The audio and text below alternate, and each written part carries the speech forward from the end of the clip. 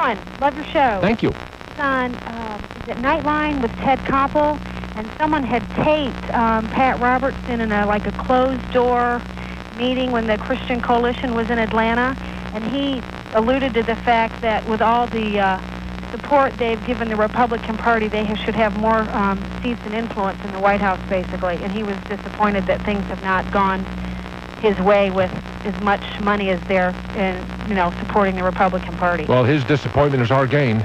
Yeah, it was interesting. And they had an attorney for the Christian Coalition who basically, had a great answer for every investigation. The IRS is investigating them for their nonprofit tax status, and he just shut everything down and eluded it very well. But well, it must be the same attorney that's working for Sheila Martin Brown, then. The same one. But it's scary. Ralph Reed's not, in charge of it anymore, but he still has quite a bit of influence. Oh, sure he does. Oh, sure he does. It's not that he's abandoned the Christian Coalition. He's just branched out to make his incredible organizational abilities available to other people. Exactly. They also, interesting enough, pass out ballot forms telling people that are members of the Christian Coalition who to vote for.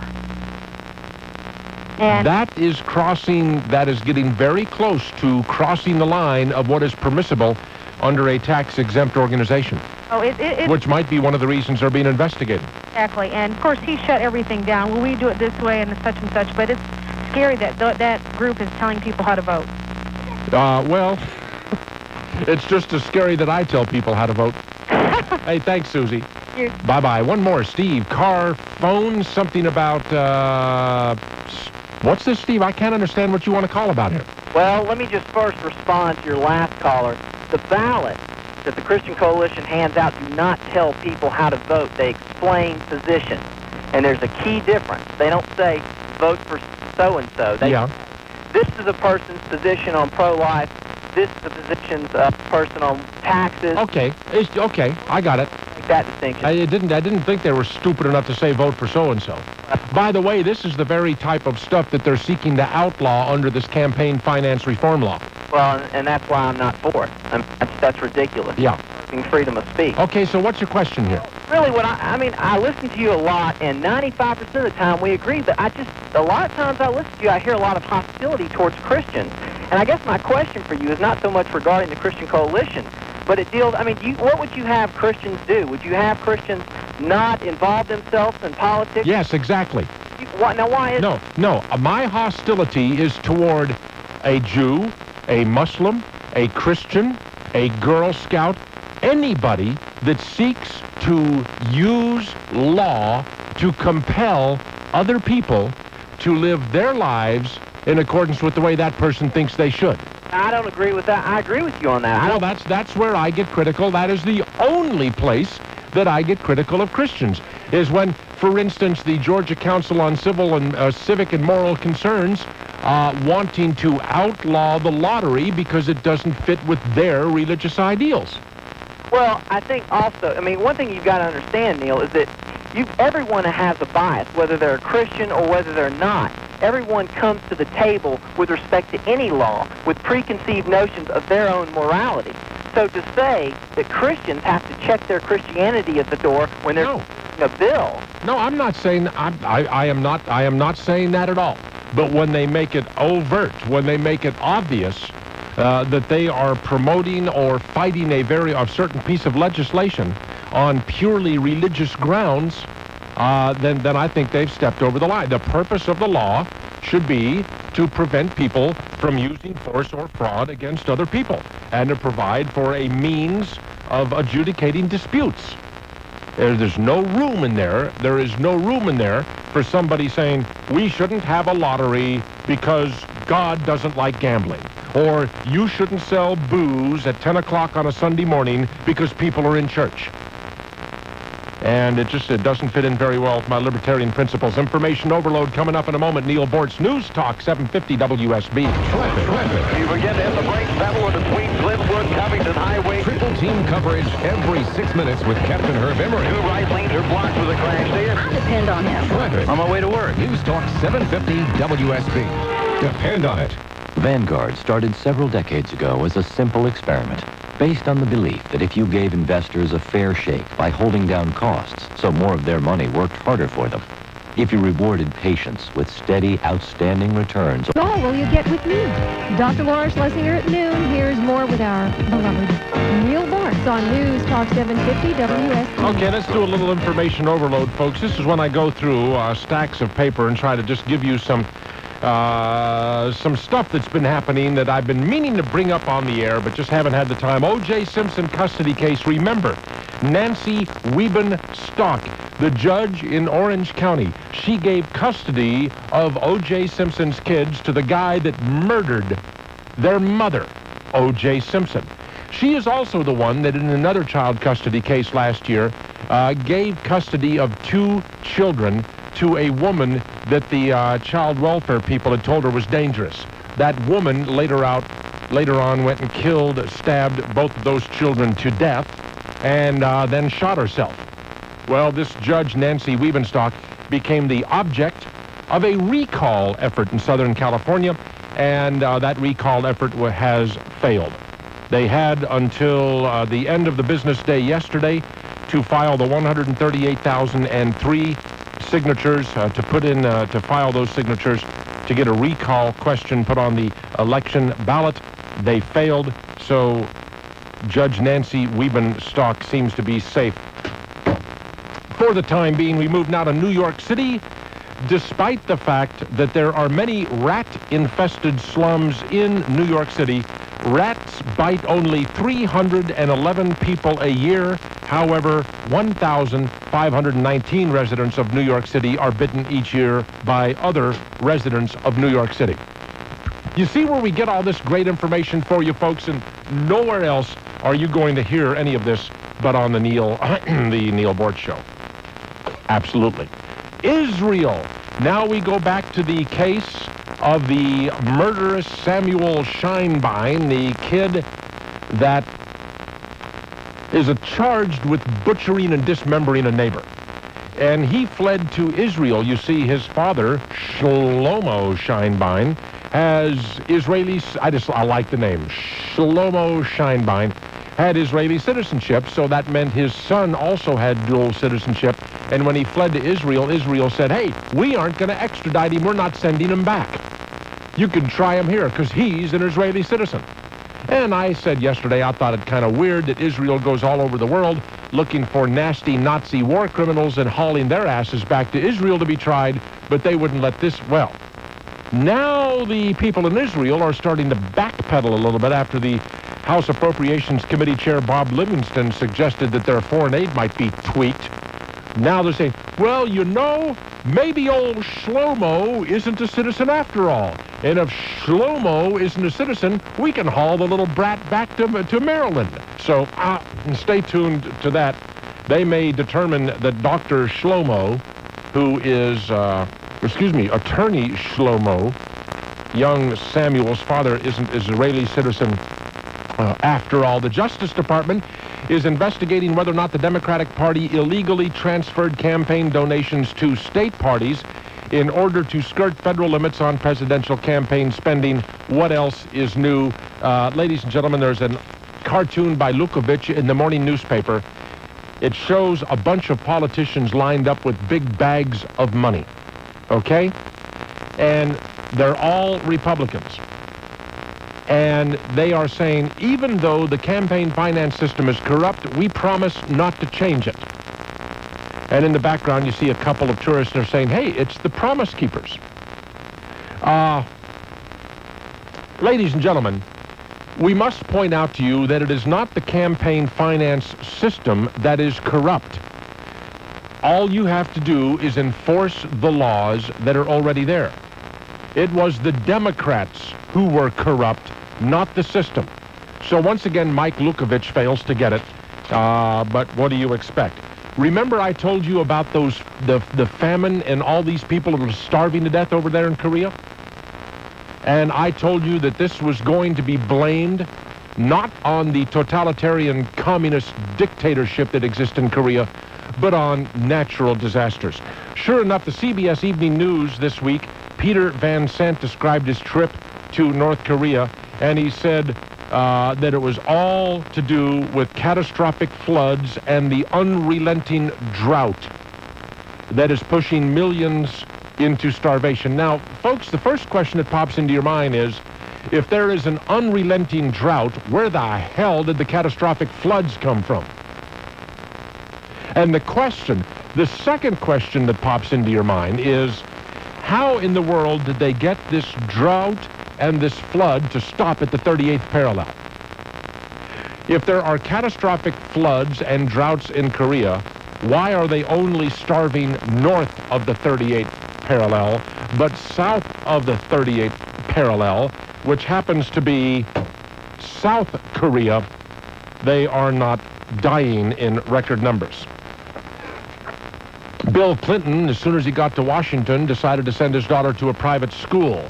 Now he is attacking a $7 million plan that would let poor children in the District of Columbia enroll in private schools with government-funded vouchers. The Democrats unanimously oppose this. So do the teachers' unions. Now you know why the Democrats unanimously oppose it. They are doing, well, okay, that's voucher plan. Oh, gee, ran out. Maybe I'll have to do another one of these tomorrow afternoon, ladies and gentlemen. Some more information overload on the Neal Boortz Show. A little over 4 weeks to send Sheila Martin Brown packing, folks. Do what you got to do. We'll see you in a while. Dr. Laura is next, and Kim Curley in for Clark Howard this afternoon. Got some sports talk tonight, right here on News Talk 750 WSB. All right. It's not. They yanked it right out of the middle of a paragraph. And just keep listening, because once you figure out what the sentence was they eliminated, you'll know why they eliminated it. Right. Okay? Thanks a lot on line 2, Andy in Lithonia. Hi, Andy. Hey, Neil, how's it going? Fine. I am going to stop acknowledging whether or not the guesses are right or incorrect, because I want to get some ideas here of what people think, and then in a few minutes I'll tell you what the item was. So go ahead. Okay, let me preface this by saying that my husband had to leave for work, and he mentioned what he thought his guess was. What was his guess? With him at the time, but I may be changing that. It's they are endowed by their creator with certain unalienable rights. But what happened was I went upstairs and found our copy of. My husband deals with old books. Yeah. Works at, I don't know if you've ever heard of C. Dickens. Oh, sure, yes. They have one at Lenox. Okay. There. And apparently, I guess he got this book because it was published back in '36. And it's not in great condition, but probably somebody brought it in. And he said, no, the company wouldn't be interested in buying it, but I would. And I was reading through it, and I have a strong suspicion, let me see, that it is that whenever any form of government becomes destructive of these ends, it is the right of the people to alter or abolish it and to institute new government, laying its foundation on such principles and organizing its powers in such form as to them shall seem most likely to affect their safety and happiness. Okay, so your guess, now your husband, where is his guess? Is his guess still with Life, Liberty, and Pursuit? Well, his guess was that they are endowed by their creator with certain unalienable rights. But after he left, I went and dug out the book and find the other. Okay, so you have the alter or abolish clause. We have somebody with inalienable rights, the alter or abolish clause, and then somebody, something to do, taxation, a swarm of taxes. Okay. Keep listening. We'll let you know. Hey, thanks. 8720750 Raff. Raff in East Point. How you doing, Raff? All right. I believe the caller before me stopped just a little short of completing what they might have left off. Yeah, it's one sentence that they left off when they put it on the Jefferson Memorial. What about this one? But when a long train of abuses and usurpations or something like that, pursuing invariably the same object, evinces a design to reduce them under absolute despotism, it is their right, it is their duty to throw off such a government and to provide new guards for future security. That's not in the Declaration of Independence. Well, it is in the copy I'm looking at. Are you serious?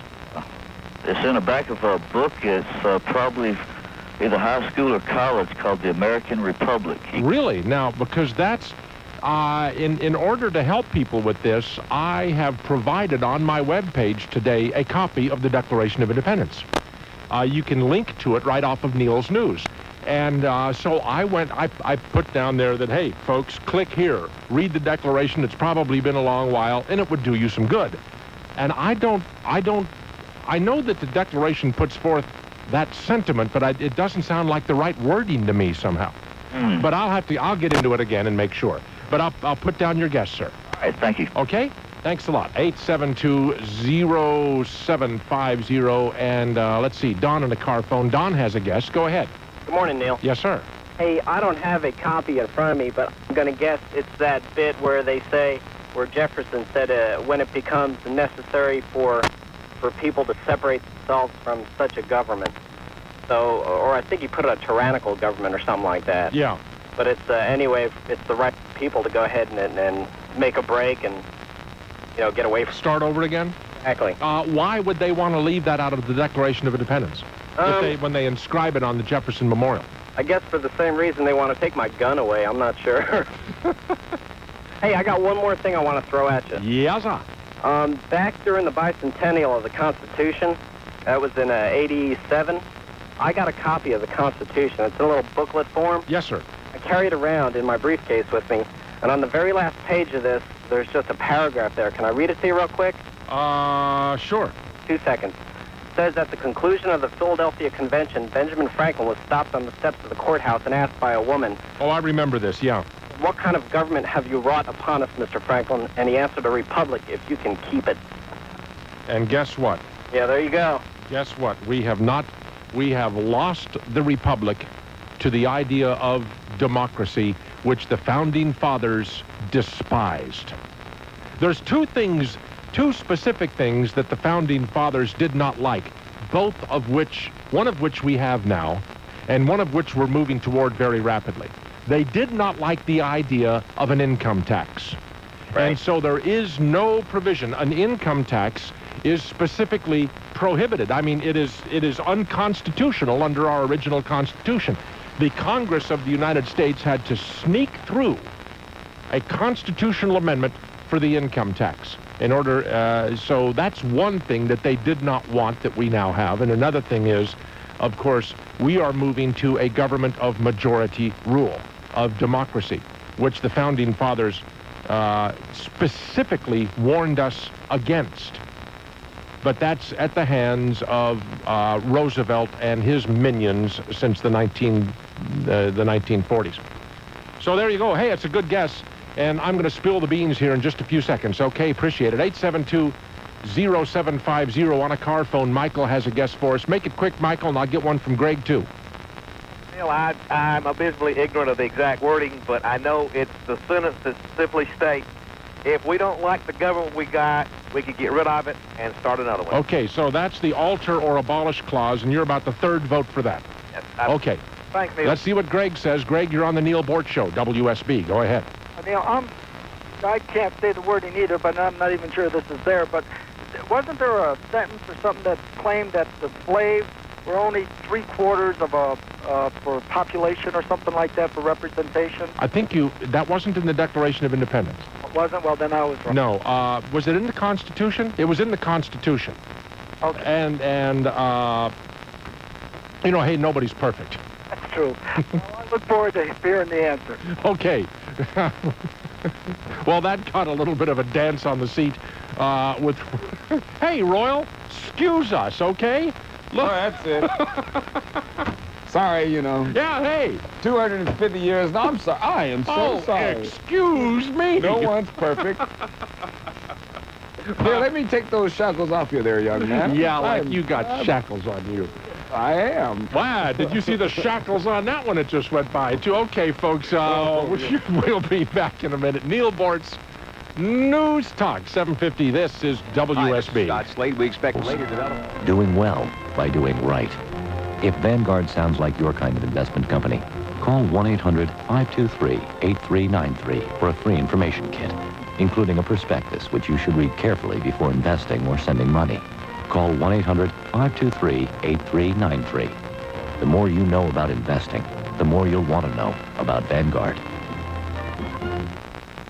I'm meteorologist Kirk Mellish. High temperatures in the 70s today, rising through the 80s during the weekend and into early next week.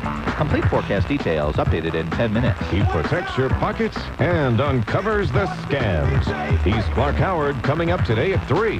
Now more of Neal Boortz on News Talk 750 WSB.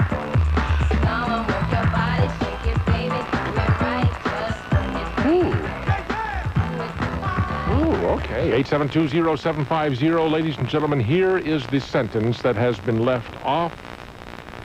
This has been eliminated, has been edited out of the Declaration of Independence as inscribed on the Jefferson Memorial up there in Washington, D.C. Now, when I read this sentence to you, tell me, because we wiped out all of the phone calls here of people who were going to institute their various guesses.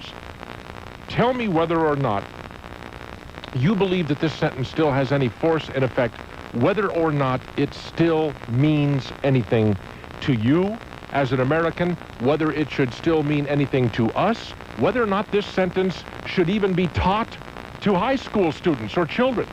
Should this sentence be discussed in a college classroom? Should this sentence be discussed in a high school classroom? I wish I had printed out my copy of the Declaration. Find me a copy, Belinda, and bring it in, would you? Royals got it? Because I want to read you some of the stuff that leads up to this sentence. Because, you know, it's one thing to put it on the web, but I don't have internet access in here. Okay, thanks, Royal. It says that, this is not the sentence, I'm getting to it, that we are endowed with certain unalienable rights, including life, liberty, and the pursuit of happiness, and that governments are instituted among men to protect and secure those rights. I'm paraphrasing, folks, but governments are not instituted among men to guarantee that you have a job. They are not instituted to set your wages. They are not instituted to tell you who you can and cannot hire for a babysitter. Government is instituted to secure your right to your life, your liberty, and your pursuit of happiness, so that nobody can say you can't do that. Then it goes on to say that government, you know, is instituted to secure those. Then, this is the sentence that is left off of the Declaration of Independence at the Jefferson Memorial. That whenever any form of government becomes destructive to these ends, it is the right of the people to alter or to abolish it, and to institute new government, laying its foundation on such principles and organizing its powers in such form as to them shall seem most likely to affect their safety and their happiness. In other words, what they were saying in the Declaration of Independence, Thomas Jefferson went on and on about all of the things that the King of England had done, quartering large bodies of armed troops among us, alcohol, tobacco, and firearms, armed IRS. Do you know how many different agents of the United States federal government are now armed and have arrest powers? Think about it. Next item. Protecting them by a mock trial from punishment for any murders which they should commit on the inhabitants of these states. Ruby Ridge, Waco. Next, cutting off our trade with all parts of the world. Government's messed up in that. Imposing taxes on us without our consent. Gee, you're not taxed too much, are you? And you certainly gave permission for the recent tax increases. Depriving us of the benefits of trial by jury. Ever been into an argument with the Internal Revenue Service? Transporting us beyond seas to be tried for pretended offenses. That doesn't apply. On and on and on. Burnt our towns, destroyed the lives of our people. But then it says that when government starts to become destructive of the liberties that it is supposed to secure, it is the right of the people to abolish it and to alter it. That was the foundation for our revolution, and it has been left out of the Declaration of Independence on the Jefferson Memorial up there. Does that sentence have any meaning today? Is that an old, outmoded concept? It is absolutely out of the question. Out of the question that people in this country still have that right as set forth in the Declaration of Independence, the right to alter or abolish a government that becomes destructive to the ends of liberty. You know, when people talk about that sentence is something that the media would tell you that the militia wrote. You know, that's right-wing extremist nutcases that think about things like that. So, there you go, folks. I think the sentence still has meaning. I think that we still do have a right to alter or abolish government that becomes destructive of liberty. Because we are the ones that give government the power. Government is not supposed to be out there giving us power. We institute the government and provide and grant to it the authority to do for us only those things which we can do for ourselves, to protect our lives and to protect and preserve our freedom and our right to pursue happiness in our own way. But the government of this country has gone so far beyond that. The government of this country right now takes money away from you that you need for your retirement. They say, no, you can't have it for your retirement. We need it. We'll put it into some sort of a retirement plan. Well, it's a horrible plan. Well, that doesn't matter. On and on and on. I mean, I could go on a 2.5-hour diatribe, and I don't want to do that. I'm just asking you this. Does that sentence have any meaning to you now? And why do you suppose when they put it on the Jefferson Memorial up there, they left that part, and only that part of the Declaration of Independence off? What a radical document. It must be work of the posse comitatus. It must be the work of some vicious right-wing extremist hate group militia, right? Freedom, what an outmoded concept. Okay, we'll be back. 872-0750, the big Promise Keepers thing in Washington. Women are saying, oh, they're trying to control us. They just want to dominate us. You can't win, folks. We'll be back. You're listening to the Neal Boortz Show, and this is News Talk 750 WSB. By the dawn's early light, what so proudly we hailed at the twilight's last gleaming, whose broad stripes and bright stars. 872-0750, the number, the Neal Boortz Show on News Talk 750 WSB. An apology to a previous caller because that part that he said was in the Declaration of Independence. I don't know if he read it exactly right, but I think, isn't this what he read? When a long train of abuses and usurpations, pursuing invariably the same object, evinces, I'm not used to that word, a design to reduce them under absolute despotism, it is their right, it is their duty to throw off such government. So, it's not quite as clear as the alter or abolish clause. So few people get worked up over language like that anymore. And that is because so few people truly want to be free. And that's the truth. Joe on a car phone on the Neal Boortz Show. It's about 9 minutes after 10 o'clock. And welcome, Joe. Go ahead. Hey, Dave. How are you? Fine. I wanted to talk to you about, to get your opinion and other people's opinion about the alter and abolish. Certainly we can't abolish the government because the FBI would be beating on my door just like they did at Waco and Ruby Ridge. But how do we go about alter, as you say, the imperialist government of the United States? Well, I just call it the imperial federal government of the United States, but you do it the same way that we began in 1994. Well, by voting for those people who share your views and working against those people who do not. Right, but that seems so. It's the way that our government works, and it's unfortunate, but it's grown so big, and it's grown such an imperialist in nature that we can't. It would take so long to fix it. Look at the IRS, and they're starting to look at it, and maybe we'll look at even fixing it. Well, let me draw a parallel for you, okay? I'm sorry? Let me draw a parallel for you.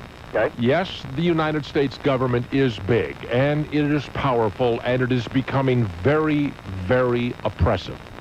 But when it comes to oppression, the United States and power over its citizens, The United States government does not hold a candle to what Soviet citizens were suffering under in the 1940s and 50s and 60s and 70s.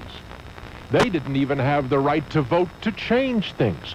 We, at least, in this country, have the right to vote for somebody who will effect some change up there. In the Soviet Union, they didn't even have that.